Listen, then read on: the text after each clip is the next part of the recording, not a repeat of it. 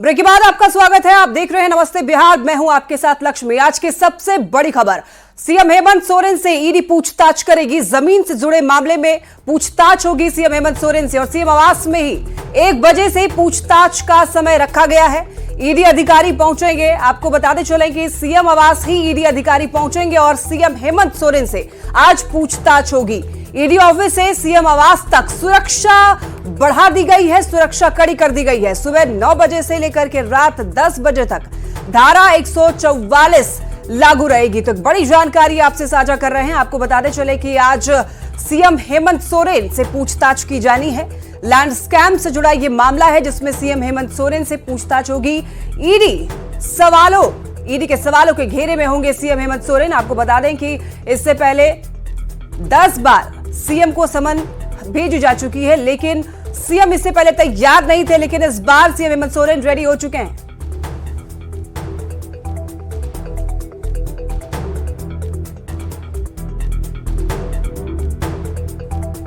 तो आपको बताते चले कि सीएम हेमंत सोरेन से ईडी आज पूछताछ करने वाली है। जमीन से जुड़े मामले में पूछताछ होगी। सीएम आवास में ही 1 बजे से पूछताछ होनी है।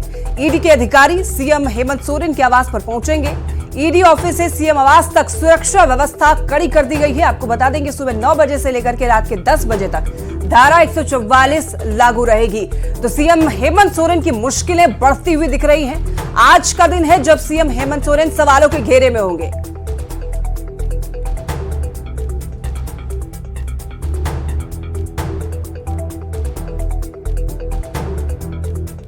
और ज्यादा जानकारी के लिए हमारे साथ bureau chief Diwakar Tiwari live जुड़ रहे हैं। दिवाकर, क्या कुछ अपडेट है? आज हेमंत सोरेन ईडी के सवालों से घिरने वाले हैं। देखिए, झारखंड के मुख्यमंत्री हेमंत सोरेन ने 31 जनवरी का टाइम दिया हुआ है दोपहर 1 बजे का। तो आज वो 31 जनवरी है और दोपहर 1 बजे ईडी की टीम यहीं सीएम के आवास पर आएगी। हम अभी इस वक्त सीएम आवास के बाहर मौजूद हैं। अभी जवानों की ज़्यादा सुरक्षा कर्मियों की चहलकदमी नहीं दिखाई दे रही है, लेकिन 9 बजे के बाद जो है धारा 144 लागू है। हालांकि अभी इस सड़क पे ज़्यादा आवाजाही नहीं है वाहनों की। आप देख रही हैं कि इक्का दुक्का वाहनें ही यहाँ से आवाजाही कर रही हैं। इसकी वजह यह है कि दोनों तरफ बैरिकेडिंग लगी है। सड़क के दोनों तरफ जो है कड़ी सुरक्षा व्यवस्था है और 9 बजे के बाद यहाँ 144 लागू होगा। तो आज देखने वाली बात होगी कि हेमंत सोरेन से जो पूछताछ होनी है, 20 जनवरी को एक बार पूछताछ हुई थी जहां 17 से 18 सवालों का मुख्यमंत्री ने जवाब दिया था। ईडी ने उन्हें कहा था कि आप अगला दिन भी तय कीजिए, हम पूछताछ करेंगे, क्योंकि और भी कई सवाल बाकी हैं, उनके जवाब रिकॉर्ड करने हैं। तो आज जब ईडी की टीम होगी तो ये देखना दिलचस्प होगा कि ईडी की कार्रवाई कितनी आगे बढ़ती है, क्योंकि ईडी ने पहले ही 10 सम्मन दे दिया है हेमंत सोरेन को। हेमंत सोरेन जो कि दिल्ली में जब ईडी की टीम पहुंची थी वहां मौजूद नहीं रहे और सड़क मार्ग से वो सीधे रांची पहुंच गए। ईडी को इसकी खबर नहीं मिली और कल देर रात तक बैठकें होती रही विधायकों की। लेकिन सबसे गौर करने वाली बात है कि 4 विधायक बैठक में शामिल नहीं हुए सत्ताधारी दल के। तो ये कहीं न कहीं हेमंत सोरेन के लिए परेशानियों का सबब है और उनके परिवार से जो उनकी भाभी हैं, उनके बड़े भाई की पत्नी सीता सोरेन जो जेएमएम की विधायक है, उन्होंने कहा है कि अगर नेतृत्व परिवर्तन होता है और कल्पना सोरेन को सीएम की कुर्सी पर बैठाया जाता है तो वो फैसला उनके लिए स्वीकार नहीं होगा। 2019 में जब वो चुनाव जीती थी तो उन्होंने कंप्रोमाइज़ किया था, लेकिन कल्पना सोरेन अभी राजनीति में नहीं है, लिहाजा वो कल्पना सोरेन के नेतृत्व को स्वीकार नहीं करेगी। उनके पति ने इस पार्टी को खड़ा किया है। जो शिबू सोरेन इस पार्टी के सुप्रीमो हैं, उनके साथ मिलकर दुर्गा सोरेन जो सीता सोरेन के पति थे, जिनका निधन हो चुका है, उनका कहना है कि दोनों ने मिलकर इस पार्टी को खड़ा किया था और जो हक मिलना चाहिए वो सीता सोरेन को नहीं मिला है। तो ऐसे में अब देखना होगा कि जब हेमंत सोरेन से ईडी पूछताछ करती है और किसी तरीके के संकट के बादल जेएमएम परिवार पर आते हैं। ठीक है दिवाकर, आपको अभी रोकना चाहेंगे, आप बने रहिए, आगे भी अब आपसे अपडेट लेंगे। फिलहाल रुक करते हैं एक बड़ी खबर की ओर। झारखंड में सियासी हलचल, रांची में आज भी जारी रहेगी सियासी हलचल। सत्ता पक्ष के विधायकों की आज भी बैठक होगी। 11:30 बजे सत्ता पक्ष के विधायकों की बैठक होनी है। ईडी की पूछताछ से पहले बनेगी रणनीति। कल भी सीएम के साथ हुई थी विधायकों की बैठक और ये झारखंड की सियासत में सबसे बड़ी खबर आपको बता रहे हैं। और आपको बताते चलें कि आज विधायकों की बैठक होनी एक बार फिर से। दिवाकर, क्या कुछ जानकारी मिल रही है और किस तरीके से रणनीति बनाई जाएगी? देखिए 12 बजे सभी विधायकों को बुलाया गया है। एक बार फिर सीएम पूछताछ से पहले ईडी की टीम यहां पहुंचेगी। उससे पहले विधायकों से बातचीत करेंगे, एकजुटता दिखाने की कोशिश करेंगे और कल जो फैसले हुए हैं, हालांकि वो सार्वजनिक नहीं किए गए हैं, लेकिन विधायकों से आम सहमति बनाई है और सीएम ने ये कहा है कि हमें ये भरोसा है कि आप हमारे साथ रहेंगे। अगर हम कोई फैसला लेते हैं तो आप सभी का साथ मिलेगा, समर्थन मिलेगा। लेकिन उन्होंने कहा कि ऐसी नौबत नहीं आएगी कि कोई अन्य फैसला लेना पड़े, कोई अलग फैसला लेना पड़े। तो अब देखने वाली बात होगी कि 12 बजे हेमंत सोरेन जब अपने आवास पर विधायकों को बुलाते हैं और उनसे बातचीत करते हैं तो क्या उनसे बातचीत होती है, कौन सा संदेश देते हैं, क्योंकि दोपहर 1 बजे से ईडी की टीम यहाँ होगी और ईडी की टीम पूछताछ करेगी। जी ठीक है दिवाकर, आप नजर बनाए रखिए। फिलहाल के लिए आपका बहुत शुक्रिया तमाम जानकारियों के लिए। तो गोड्डा से बीजेपी सांसद निशिकांत दुबे ने सोशल साइट एक्स पर पोस्ट के जरिए सीएम हेमंत सोरेन पर निशाना साधा है। झारखंड में कल्पना सोरेन जी के नाम पर सहमति विधायक दल की बैठक में नहीं बन पाई। सीता सोरेन जी और बसंत सोरेन जी विरोध में उतरे। कुल 35 विधायक ही बैठक में पहुंचे। आपको बता दें कि सफेद कागज पर विधायकों ने हस्ताक्षर किया। मुख्यमंत्री हेमंत जी का राज्यपाल से मिलने का कोई कार्यक्रम नहीं है, शायद ईडी की पूछताछ में शामिल हों। ये बड़ी जानकारी। आपको बता दें कि सीता सोरेन और बसंत सोरेन विरोध में उतरे हैं। कुल 35 विधायक ही बैठक में पहुंचे। सादे कागज पर विधायकों ने हस्ताक्षर किए। गोड्डा से बीजेपी सांसद निशिकांत दुबे ने दिल्ली से रांची पहुंचे सीएम हेमंत सोरेन पर सोशल साइट एक्स पर पोस्ट के जरिए निशाना साधा है। जानकारी के अनुसार झारखंड के मुख्यमंत्री हेमंत सोरेन जी को दिल्ली से रांची भगाने में दिल्ली के मुख्यमंत्री अरविंद केजरीवाल ने सहयोग किया है। यह सहयोग वाराणसी तक था। वाराणसी से रांची मंत्री मिथिलेश ठाकुर जी ले गए चोर चोर मौसेरे भाई।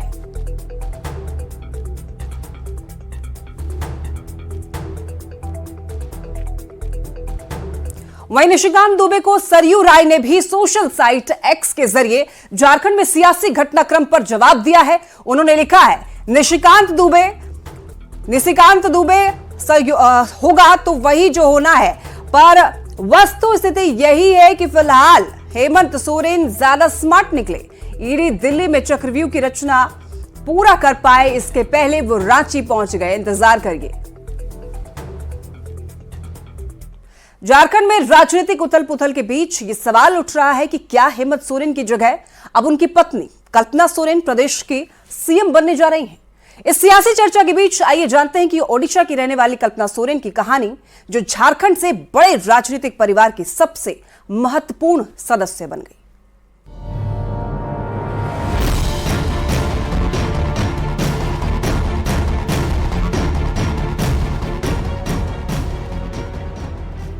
झारखंड के मुख्यमंत्री हेमंत सोरेन के पीछे ईडी पड़ी हुई है। प्रदेश में सियासी उथल पुथल है और इसी राजनीतिक हलचल के बीच प्रदेश में सीएम पद में बदलाव होने के कयास लगाए जा रहे हैं। चर्चा ये है कि मुख्यमंत्री हेमंत सोरेन अपना पद छोड़ सकते हैं और अपनी पत्नी कल्पना सोरेन को सीएम पद सौंप सकते हैं। अचानक से लाइमलाइट में आई कल्पना सोरेन आखिर कौन है, इसे जान लीजिए। सीएम हेमंत सोरेन की पत्नी है। 7 फरवरी 2006 में शादी हुई थी। मूल रूप से ओडिशा के मयूरभंज की रहने वाली है। 1976 में रांची में ही उनका जन्म हुआ था। ग्रेजुएशन तक पढ़ाई भी रांची से ही की। फिलहाल राजनीति में सक्रिय तो नहीं है। महिलाओं से जुड़े सामाजिक कार्यक्रम में हिस्सा लेती है। पति हेमंत सोरेन के साथ हमेशा खड़ी रहती है। ससुर शिबू सोरेन सियासत से जाने पहचाने चेहरे हैं।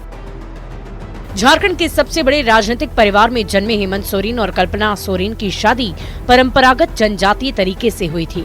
शादी के समय शिबू सोरेन केंद्र में कोयला मंत्री थे। 5 दशक से अधिक समय से राजनीतिक तौर पर बेहद सक्रिय शिबू सोरेन परिवार में कल्पना सोरेन स्वयं तो राजनीति में पूरी तौर पर एक्टिव नहीं, लेकिन उनके घर में कदम रखते हुए हेमंत सोरेन की तकदीर बदलने का दौर शुरू हो गया। शादी के बाद 2009 में हुए विधानसभा चुनाव में हेमंत सोरेन को पहली बार संसदीय राजनीति में सफलता मिली थी। राजनीतिक तौर पर बेहद सक्रिय परिवार के बीच रहने के बावजूद कल्पना राजनीतिक तौर पर सक्रिय रहने से खुद को बचा लेती है। कल्पना पारिवारिक कार्यक्रमों में बढ़ चढ़कर हिस्सा लेती है। हालांकि सामाजिक कार्यक्रमों में उनकी मौजूदगी की वजह से वो लोगों के बीच कल्पना सोरेन काफी लोकप्रिय है।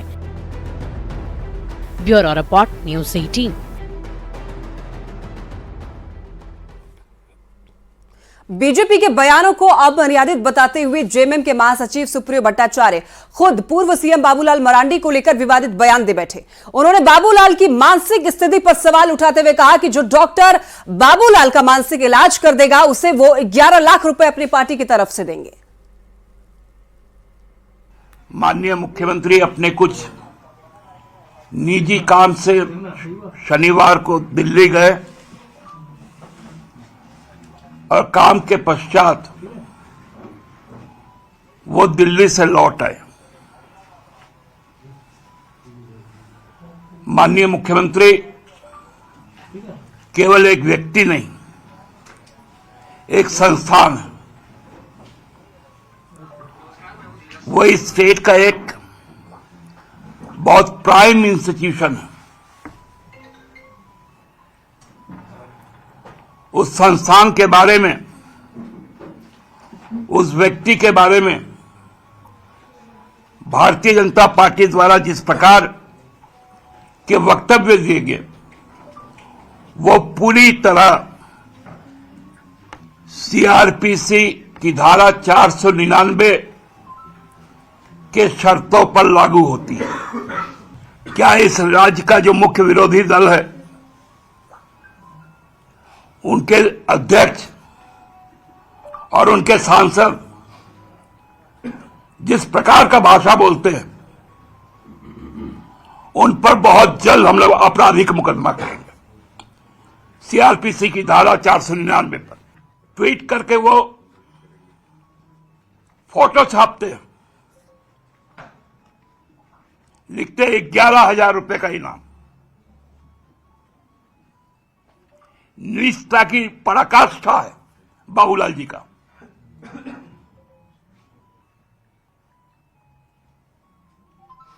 ये कहां जाते थे? कभी किसी को बताया इन्होंने? कहां लापता हो गया? भाषा भी नहीं मालूम आपको? मैं तो अपनी पार्टी की ओर से 11 लाख तक खर्चा करूंगा। जो मनोचिकित्सक बाबूलाल जी को उनके दिमाग की हालत को ठीक कर दे। झारखंड में राजनीतिक उथल पुथल के बीच बयानबाजी का दौर भी जारी है। मुख्यमंत्री जी ने विधायकों और माननीय मंत्रियों को यहाँ बुलाया था और ये कहा कि वो पूरे कॉन्फिडेंस के साथ उन्होंने बात की और कहा कि ऐसा कोई डर नहीं है, मैं आ गया हूँ और कल ईडी का सामना भी वो करेंगे। और पहले भी ईडी ने उनसे लंबी पूछताछ की है, 7 घंटे की पूछताछ की है, कभी 8-9 घंटे की है।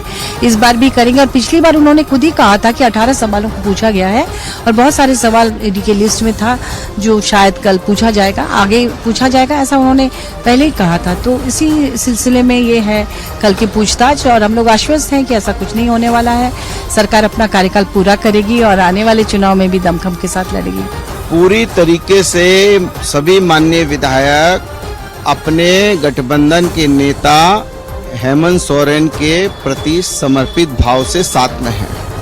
कहीं कोई इब्बट नहीं है और कांग्रेस जन पूरी तरीके से साथ रहेंगे, आरजेडी भी पूरी तरीके से साथ रहेगा। तो कहीं इब्बट की बात ही नहीं है। हमारा जो है विनोद भाई भी साथ हैं, सब लोग साथ हैं, कोई बात ही नहीं है। इसलिए जो परिस्थितियां आएंगी, न्यूटन की गति का तीसरा नियम है क्रिया के विरुद्ध प्रतिक्रिया। क्रिया होने दीजिए, फिर प्रतिक्रिया बताएंगे। केंद्रीय जांच एजेंसी की दबिश के बाद गरमाई सियासत के बीच विधानसभा में किस पार्टी की कितनी हैसियत है, यह भी जानना जरूरी है। देखिए, जेएमएम के 29, कांग्रेस के 17, बीजेपी के 26, एनसीपी और एपी के 1, आजसू के 3, निर्दलीय के 2। तो ये गणित है विधानसभा का। जेएमएम का 29, कांग्रेस 17, सीपीआई-एमएल 1, आरजेडी 1। ये जानना बेहद जरूरी हो जाता है। झारखंड विधानसभा का यह अंक गणित है जिसमें कि बीजेपी 26, एनसीपी एपी 1, आजसू 3, निर्दलीय 2। तो ये गणित है, ये समझना बेहद जरूरी है।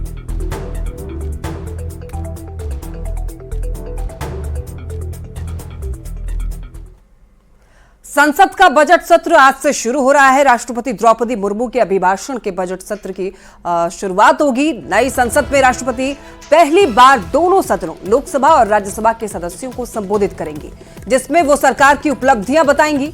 ये मोदी सरकार के दूसरे कार्यकाल का अंतिम बजट है। इस साल आम चुनाव होने हैं, इसलिए इस बार ये अंतरिम बजट होगा। इस बार सरकार जो बजट पेश करेगी वो सिर्फ नई सरकार के आने तक सरकारी खर्चों को पूरा करने के लिए होगा।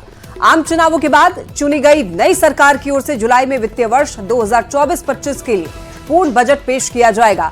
वित्त मंत्री निर्मला सीतारमण 1 फरवरी को सदन में अंतरिम बजट पेश करेंगी। लोकसभा चुनाव के मद्देनजर नागरिकों को बजट में राहत मिलने की उम्मीद है। 9 फरवरी तक चलने वाला बजट सत्र हंगामेदार भी हो सकता है। विपक्ष सरकार को कई मुद्दों पर घेर सकती है। तो आपको बताते चले कि वित्त मंत्री कल बजट पेश करेंगे। निर्मला सीतारमण कल बजट पेश करने वाली हैं। आम आदमी को बजट से राहत की उम्मीद है। आम आदमी को राहत मिलने की संभावना है।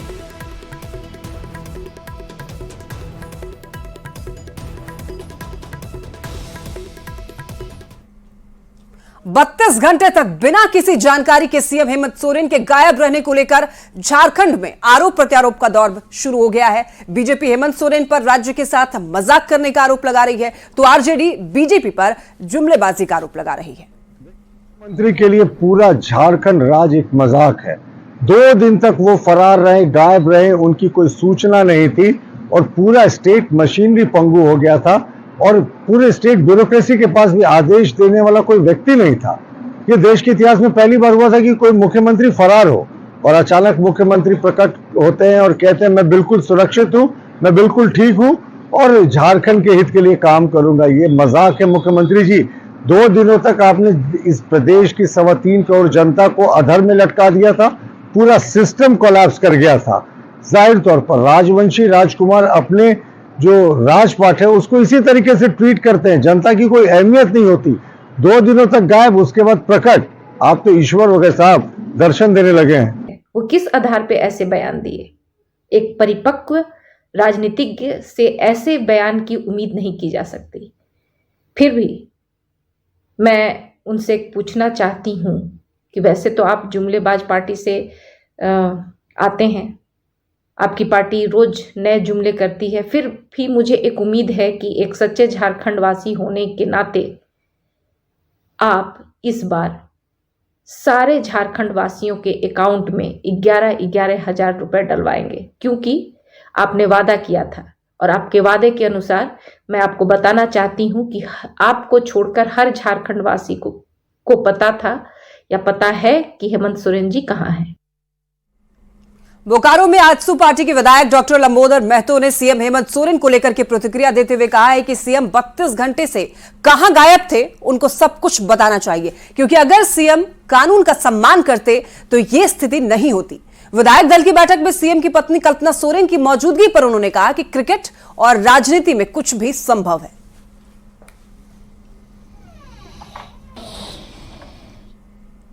हेमंत सोरेन पर केंद्रीय मंत्री अर्जुन मुंडा ने निशाना साधा। उन्होंने कहा, झारखंड के लोग ऐसे मुख्यमंत्री के बारे में क्या सोचेंगे जो गायब हो जाते हैं। वो दिल्ली आए और फिर गायब हो गए। संस्थाएं इसलिए बनाई जाती हैं ताकि वो नागरिकों के हितों की रक्षा करें और भ्रष्टाचार मुक्त शासन दें। देखिए, एक राज्य के मुख्यमंत्री इस तरीके से अचानक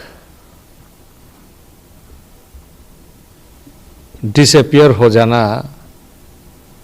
कि वो दिल्ली आए और कहीं अज्ञात स्थान पर चले गए, तो सवाल ये उठता है कि झारखंड की जनता क्या उस पर समझेगी कि इतने पुलिस, इतने महकमे, इतनी सुरक्षा व्यवस्था, इतनी सारी चीज़ें संवैधानिक पद पर रहकर भी इन्हें अपने पर भरोसा नहीं है। तो खबरें लगातार जारी है, देखते रहिए न्यूज़ 18 बिहार झारखंड।